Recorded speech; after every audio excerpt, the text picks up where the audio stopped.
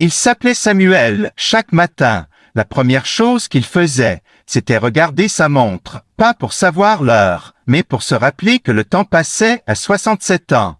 Samuel ne comptait plus ses rêves, il comptait ses jours. Il se disait souvent, « Il est trop tard maintenant, trop tard pour changer, trop tard pour essayer, trop tard pour recommencer. » Sa montre était devenue une obsession. Elle battait fort, comme un rappel constant de tout ce qu'il n'avait pas fait. Chaque tic-tac sonnait comme un reproche. Un jour, en marchant lentement dans la rue, il trébucha, sa montre tomba au sol et se brisa. Samuel resta figé, plus de tic-tac, plus de chiffres. Plus de rappels, le silence était étrange.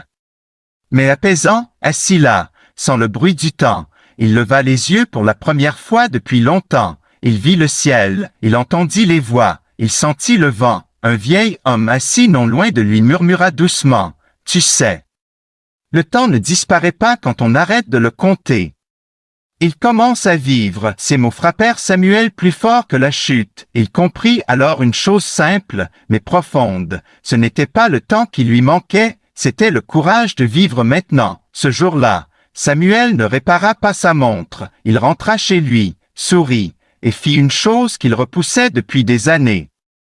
Pas parce qu'il avait encore du temps, mais parce qu'il avait enfin compris sa valeur morale. Ne compte pas les jours qui te restent. Fais en sorte que chaque jour compte. Il n'est jamais trop tard pour commencer. Tant que tu respires encore, index revers pointant vers la droite blanc, dis-moi en commentaire depuis quel pays tu regardes cette vidéo. Et n'oubliez pas de vous abonner à mon compte Merci Globe sur la zone Europe-Amérique.